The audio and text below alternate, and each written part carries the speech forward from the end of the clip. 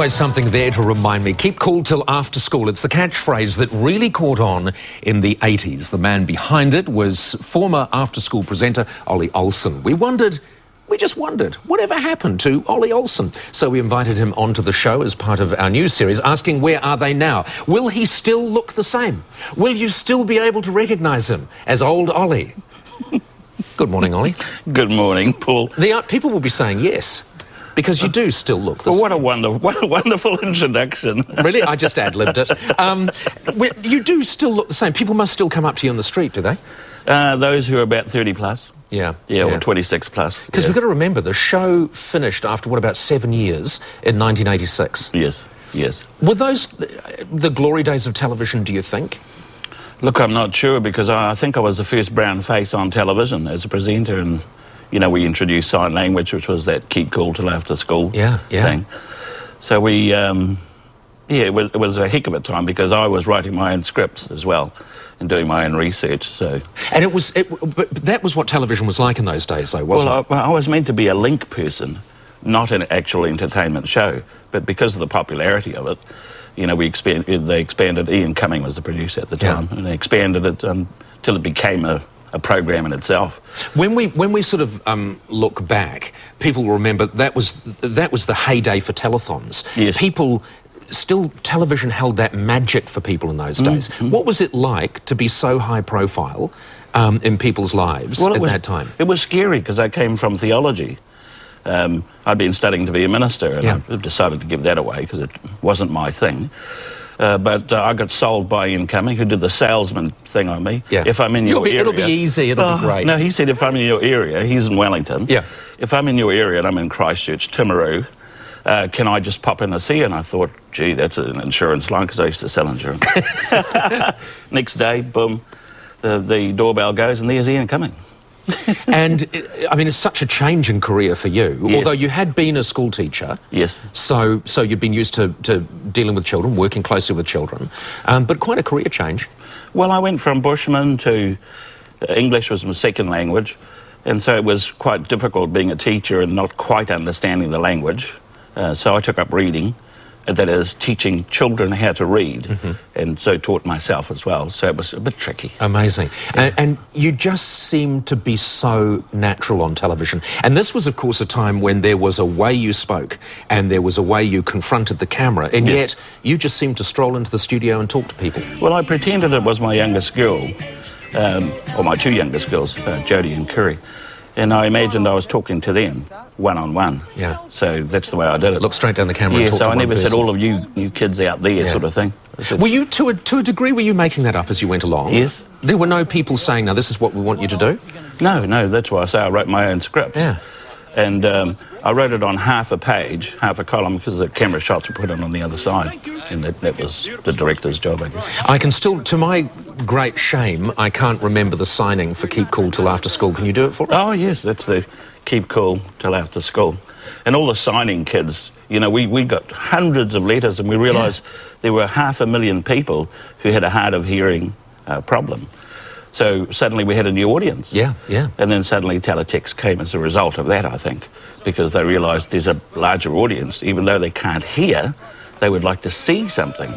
So brilliant. We did that.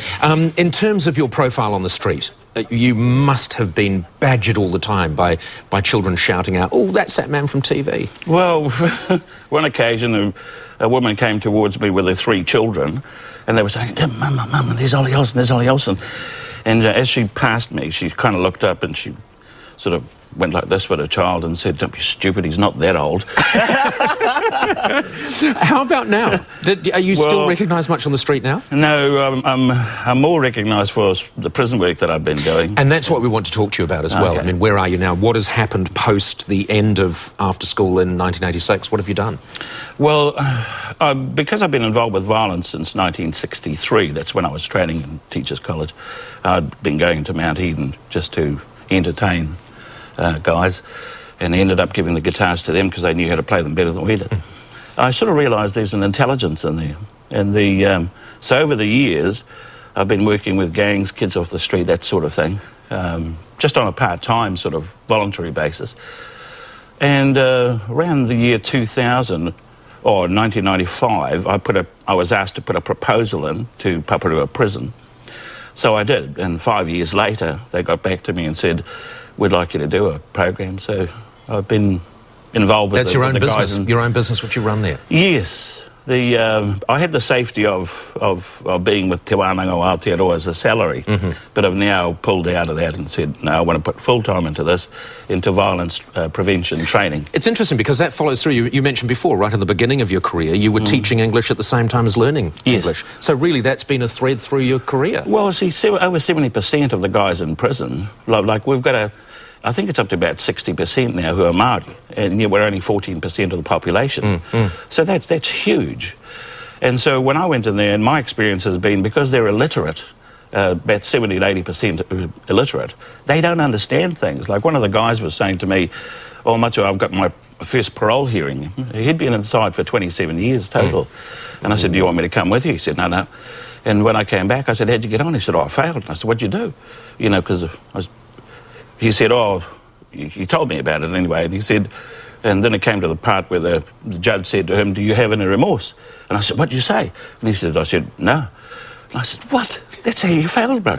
And he goes, how come? And I said, do you know what remorse is? Well, I don't do drugs anymore. Oh. You know, that was the illiteracy. How sad is that? Why don't the judges know that? Why don't the parole boards know that? Yeah. Why doesn't the psychologist know that, you know? But these are boys who are... That's a very sad story. They're 10-year-olds inside an older body. So emotionally, they can't be expected to connect with what they've done. Because they're sorry, all right, for being caught, not for the act they've done, a lot of them. Let's have a look at your name. We're going to put your name up on it. Have you always been Ollie? Have you always been known as Ollie? No, I'm Te Ata Pio Patapui. Ollie. Presumably that is Māori for Ollie. Well, Olhson. It's a contraction. When did Ollie come about? Was that for television? Yes, basically it was, because all of the boys, I'm one of 19 children, so I'm number 19. So we've got your name up on the screen now. Oh, you have to. Yeah. But I was named after my father and after my great-great-grandfather as well, so it's got their names joined into it. Because originally our people, Ngāti Whare and Tūhoe, they swapped names around often because there was no Christian name, there was no surname. So tracing the whakapapa is quite difficult, so the way of preserving it was to give it to a child. Include them. Now, let's talk about the T-shirt, because what happened is I saw one of these T-shirts on sale, and I thought, I wonder whatever happened to Olly Olhson, which is how this whole thing started. You are, because I'm going to cut to the chase, how old? I'm 65. 65. You had a birthday. Yes. And everyone arrived at the birthday in these T-shirts. Yes. And you thought, how have they honoured me? They've gone out and they've printed these T-shirts just for me. Yes. And then I found out that they're actually being sold by TVNZ. Yeah, and you actually own the logo. The whole thing is yours. Yes. And we hadn't spoken to you about that, had we? No, but that's been corrected, so that's fine. There's a little bit of money. There's a little bit of money for whatever sells. Yeah. Fantastic. When you were sitting in your office, you're sitting in the after-school office, as you say, you wrote the scripts yourself. You were very much in charge of the program. Yes, I was. You would be invited to all kinds of things because you were the man. Yes. Tell me about the time when the very British person phoned you. Oh, yes. There was a voice on the other end of the phone, and I'd often got these kind of voices after a telethon.